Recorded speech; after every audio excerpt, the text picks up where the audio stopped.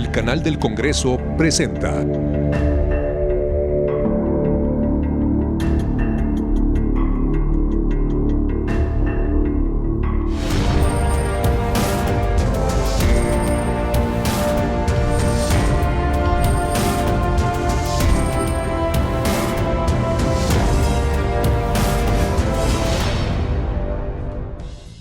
Es un honor darles la bienvenida a Cámara Alta. En esta ocasión, con una revisión tanto de la agenda del Senado como de la actividad que se desarrolla en la Comisión Permanente del Congreso durante el actual receso del primer año de la 65ª legislatura. Arrancamos así con las estadísticas de esta tarea parlamentaria y un poco de la temperatura del debate a lo largo de este periodo.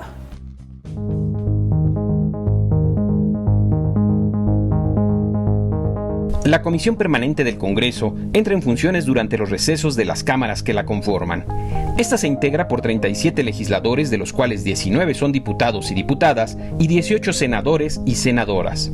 Para fines parlamentarios, los 37 legisladores eligen una mesa directiva para dar cauce a las sesiones y conducir de esta forma las funciones políticas, jurídicas, administrativas y de control. Cabe recalcar que la parlamentaria no cuenta con facultades legislativas, por lo que no dictamina sobre iniciativas de ley o decretos. La comisión permanente, que funcionará durante el segundo receso del primer año de ejercicio de la 65ª legislatura del Congreso de la Unión, se declara formalmente instalada. Entre las actividades que ha desempeñado la permanente hasta la última semana de julio se encuentran 472 iniciativas turnadas a las comisiones de las respectivas cámaras, 1.132 proposiciones enviadas a las 3 comisiones que integran la permanente. El total de dictámenes tramitados a la fecha suman 63. Cabe señalar que en el actual segundo receso del primer año de la 65ª legislatura, las sesiones de la permanente se realizan en el recinto de la Cámara de Senadores, espacio donde se han debatido con intensidad temas de coyuntura y en donde desde el principio se marcaron posiciones respecto al carácter de esta permanente. Hemos escuchado declaraciones y declaraciones aquí afuera. No entiendo por qué la comisión permanente que representa al Congreso puede aceptar que el debate sea en conferencias de prensa y no en este lugar, donde es nuestra obligación dar el debate, dar la cara y hablar por los ciudadanos. Es necesario que abramos el debate. Exigimos que la comisión permanente sea un espacio para debatir. Claro que vamos a debatir lo que quieran, claro que lo vamos a hacer, pero no será cuando se quiera y desordenadamente. Tendrá que ser bajo un orden.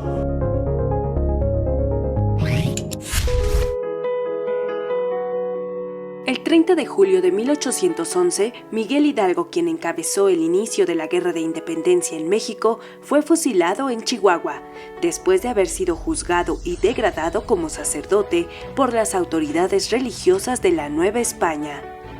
En su declaración, Miguel Hidalgo admitió haber iniciado la lucha por la independencia. Por ello, en un juicio militar ante el Tribunal de Chihuahua, se le condenó a muerte.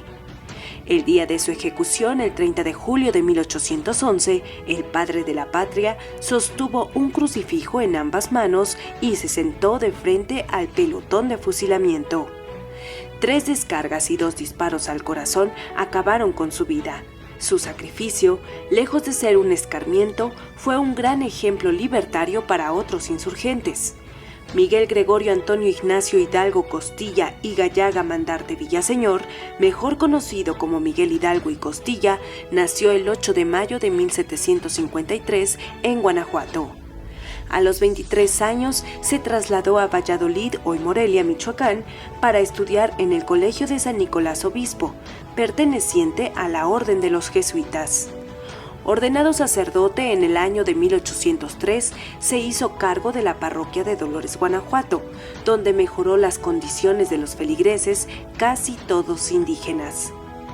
Desde su juventud, Hidalgo fue un hombre de carácter rebelde y heterodoxo, conocedor de las ideas de la Ilustración y de la Revolución Francesa, lo que le valió ser juzgado 2 veces por el Tribunal de la Inquisición. En 1809 se unió a una sociedad secreta formada en Valladolid, cuyo fin era reunir un congreso para gobernar la Nueva España en nombre del rey Fernando VII y, en su caso, obtener la independencia. El 16 de septiembre de 1810 solicitó a los parroquianos a rebelarse, lo cual se conoce como el Grito de Dolores, con el cual se inició la lucha por la independencia de México. Su cabeza, junto a la de Allende y a la de otros insurgentes, se exhibió como escarmiento en la Alhóndiga de Granaditas de Guanajuato. Para honrar la memoria de Miguel Hidalgo, el Congreso de la Unión instituyó el Estado de Hidalgo en 1869. Su nombre figura en letras de oro en el muro de honor del Congreso de la Unión.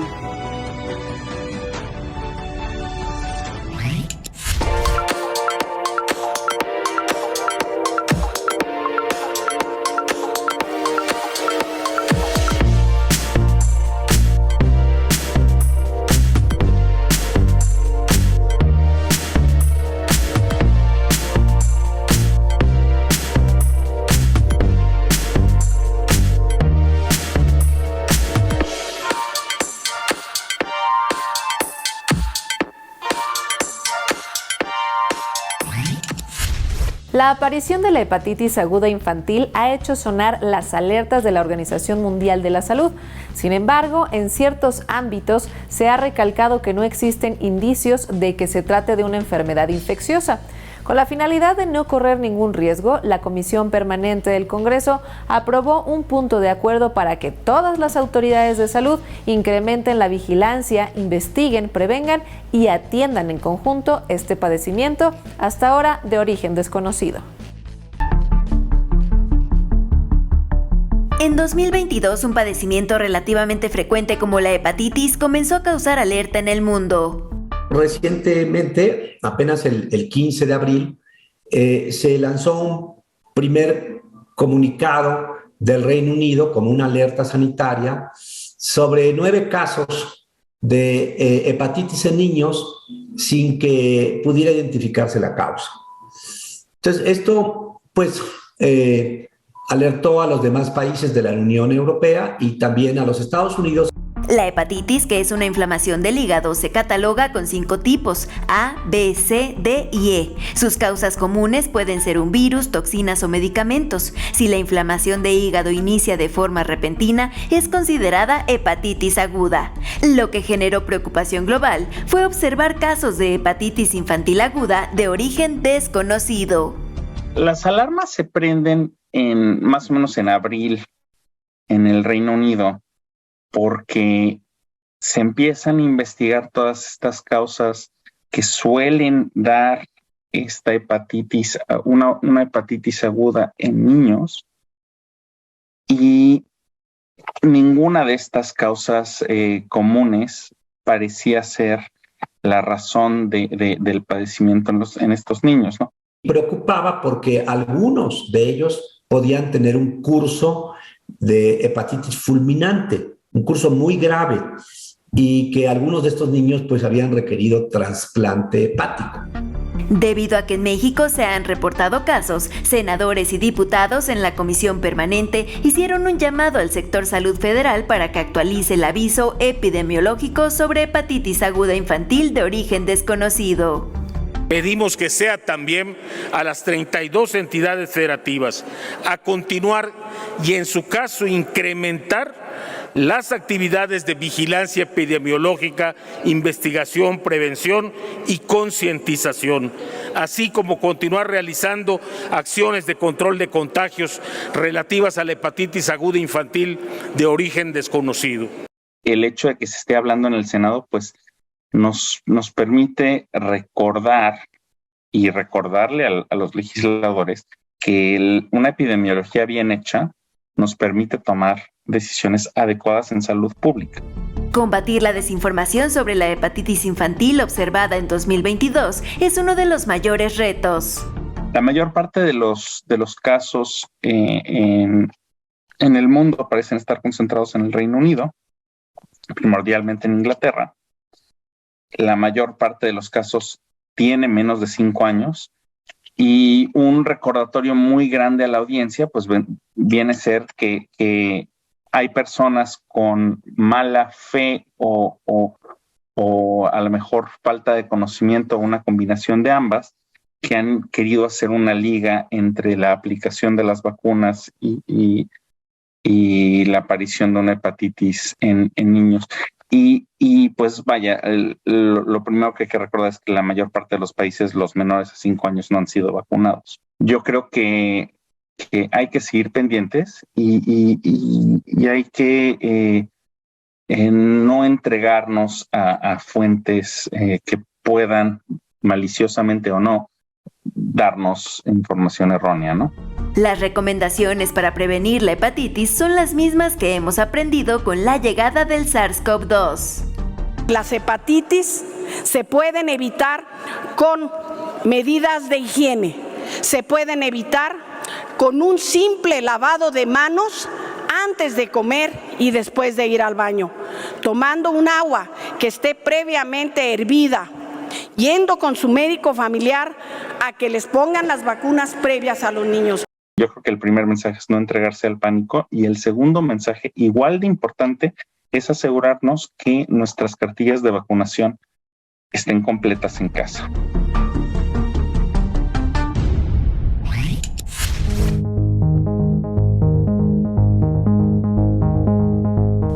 Durante la 64ª y lo que va de la 65ª legislatura, el Senado de la República ha aprobado una serie de acuerdos y tratados internacionales con las 4 zonas geográficas que, para fines de trabajo parlamentario, se ha dividido el planeta.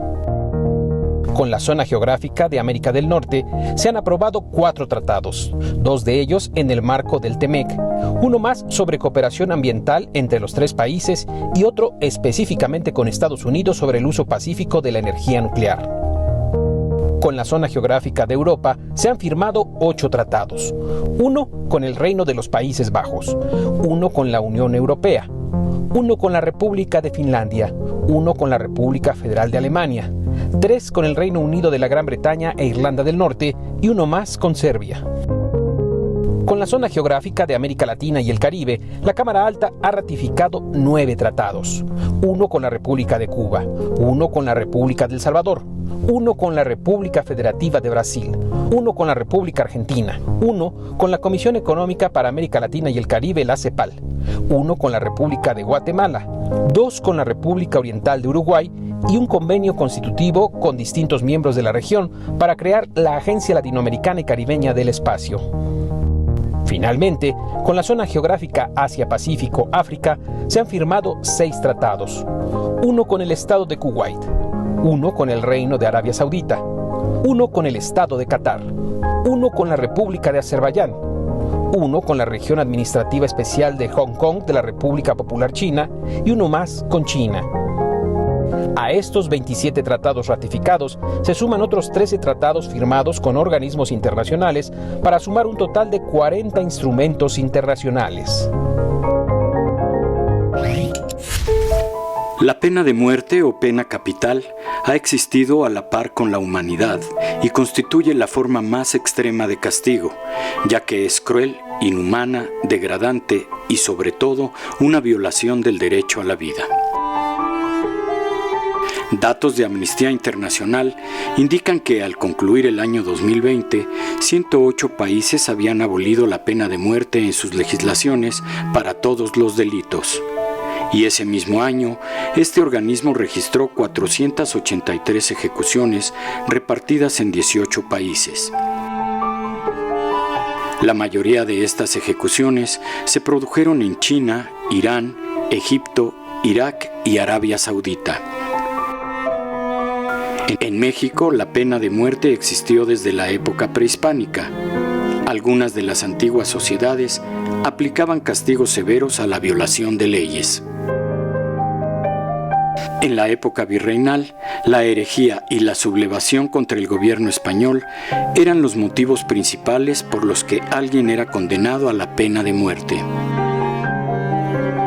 Durante el proceso de la conformación de la República Mexicana, los gobiernos que se fueron instalando hicieron uso inmoderado de dicha pena para combatir a sus enemigos políticos. En la Constitución de 1917, en el artículo 22, se incluyeron explícitamente algunas consideraciones en torno a las penas que podía imponer la autoridad judicial. En lo relativo a la pena de muerte, se prohibió para delitos políticos, pero se mantuvo para el traidor a la patria en guerra extranjera, al parricida, al homicida con premeditación, alevosía y ventaja, al incendiario, al plagiario, al salteador de caminos, a los de piratería que defina la ley y a los reos de delitos graves del orden militar. El 9 de diciembre del año 2005 se publicó en el Diario Oficial de la Federación el decreto por el cual se reformó el artículo 22 a efecto de abolir la pena de muerte absolutamente. En este se consignó la prohibición expresa de la pena de muerte y como consecuencia de esta prohibición se eliminó en el artículo 14 la referencia a la privación de la vida. En ciertas ocasiones el tema de la pena de muerte ha tocado, sin embargo, la puerta del Senado.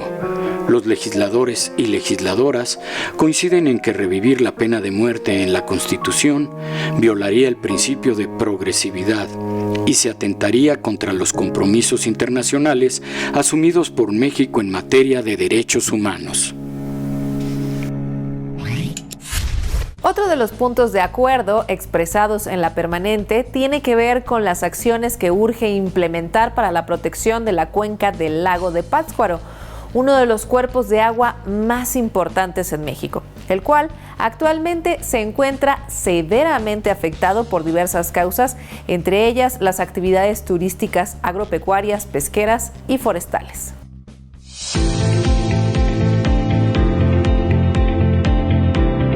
Michoacán es una de las entidades del país con más recursos hídricos. Sin embargo, en las últimas 3 décadas, sus lagos se han ido secando, principalmente a causa de la sobreexplotación de recursos forestales y el cambio de uso de suelo. Uno de los mantos acuíferos más afectados es el lago de Pátzcuaro, que a pesar de representar gran parte de la historia y el patrimonio de Michoacán, se encuentra en franca agonía, pues sus aguas están gravemente contaminadas. En 1974, este lago contaba con 12,000 hectáreas y actualmente apenas rebasa las 9,000. La deforestación, la pérdida de fertilidad en las tierras de cultivo, el asolvamiento, la proliferación de maleza y el incremento demográfico han dado como resultado el deterioro ambiental de este icónico cuerpo de agua. Otro grave problema es la contaminación por descargas residuales municipales e industriales que muchas veces no reciben un tratamiento o este es deficiente y no cumple con las regulaciones ambientales. De acuerdo con datos de la Conagua de 2018, en México la generación de aguas residuales se estima es de 453 metros cúbicos por segundo, de los cuales únicamente el 48% de estas aguas son tratadas debidamente. De las plantas de tratamiento, yo creo que si el 15%, 20% cuando mucho están funcionando, se me hacen muchas.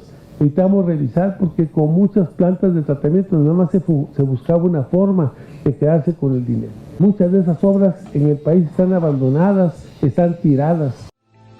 Por otra parte, las actividades agrícolas también afectan, pues se utilizan grandes volúmenes de agua para riego, arrastrando una cantidad importante de fertilizantes y compuestos agroquímicos tóxicos que llegan a los cuerpos de agua.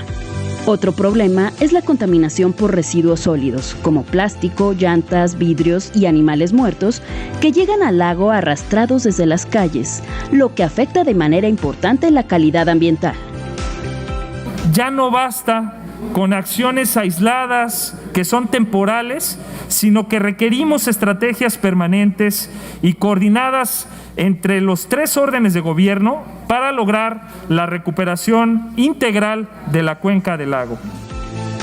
Por ello, los legisladores hacen un exhorto a la Secretaría de Medio Ambiente y Recursos Naturales, al Gobierno de Michoacán y a los municipios correspondientes a fortalecer la coordinación y las acciones de protección de la cuenca del lago de Pátzcuaro a fin de disminuir y frenar su deterioro. De esta manera, se tendrá un impacto positivo en las actividades económicas, turísticas y medioambientales de las que dependen miles de habitantes de la región.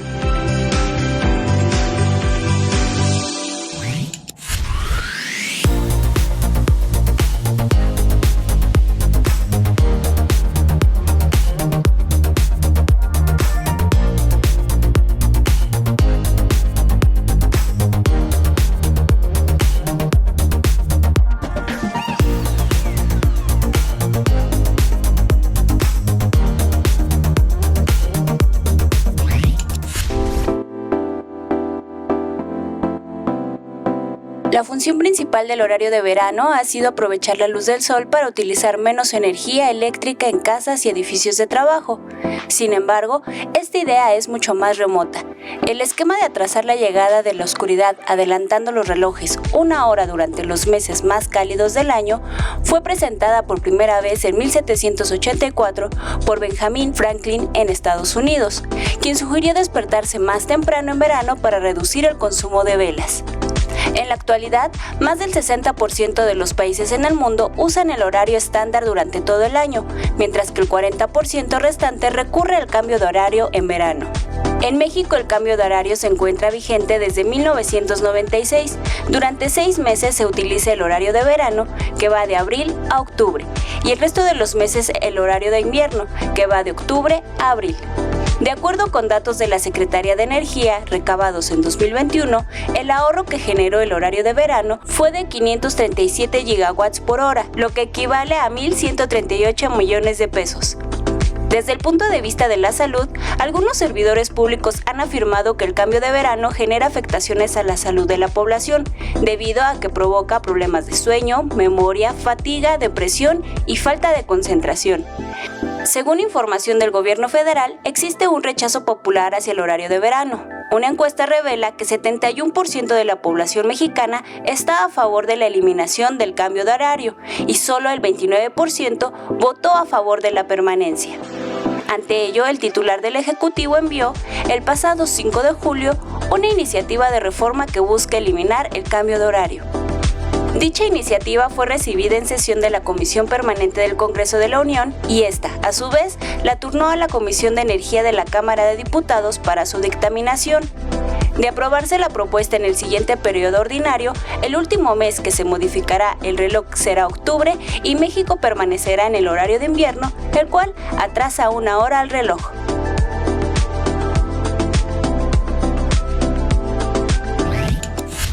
En el ámbito educativo, la presencia de la maestra y poeta Gabriela Mistral durante su corta estancia en México dejó una huella muy importante.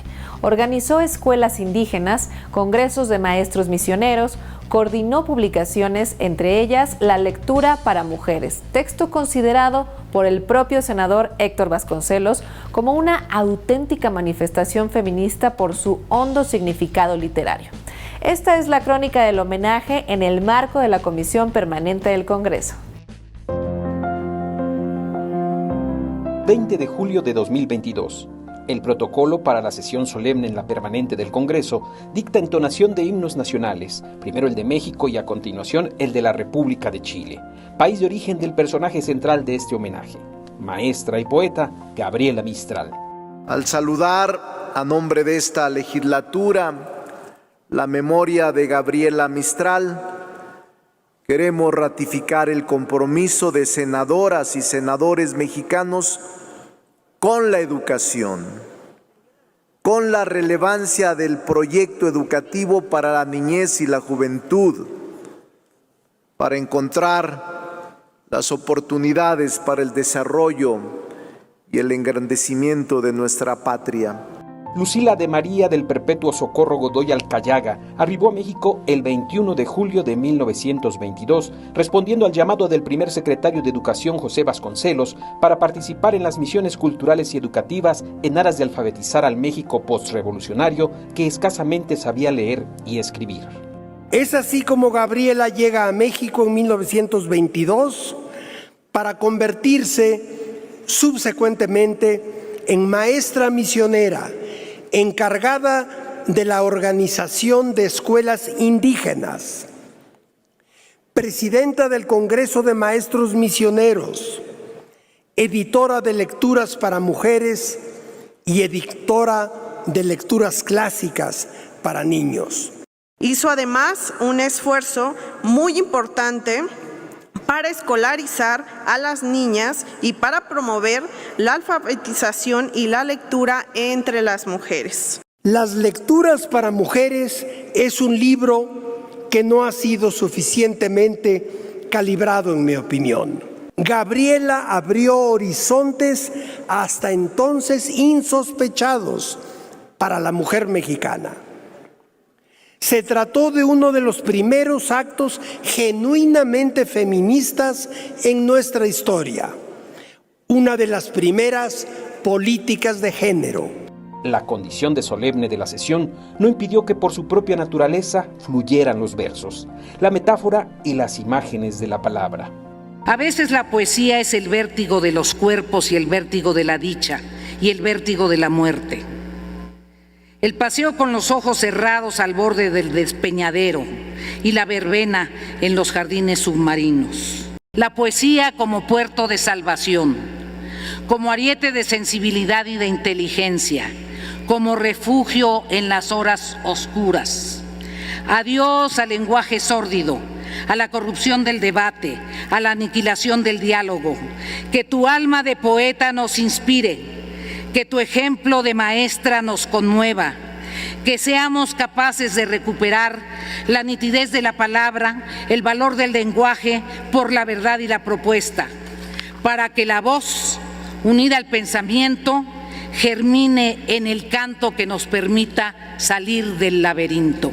A este parlamento, que esta noche fue binacional, llegaron otras voces con el acento natal y la cadencia de la palabra. Gabriela fue feliz en México. He trabajado, escribió nuestra premio Nobel, con complacencia, bajo el ministerio de un secretario de Estado cuya capacidad, por extraña excepción en los hábitos políticos de nuestra América, está a la altura de su elevado rango. Todas estas voces, todas estas perspectivas que hemos vertido en esta sesión solemne son solo un pequeño homenaje que desde México el Senado de la República determinó hacer a la gran Premio Nobel de Literatura Gabriela Mistral.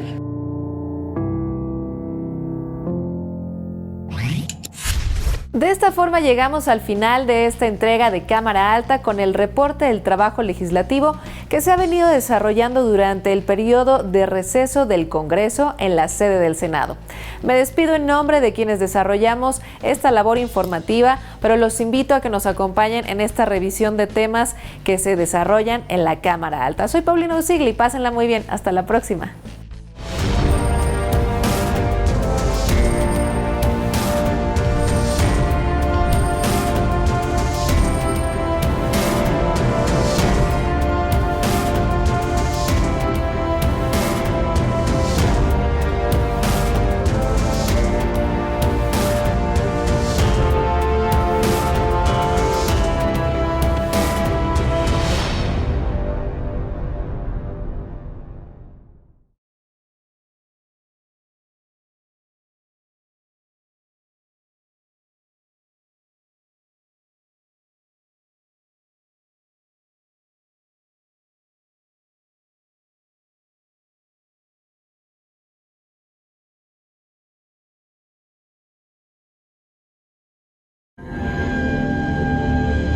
El canal del Congreso presentó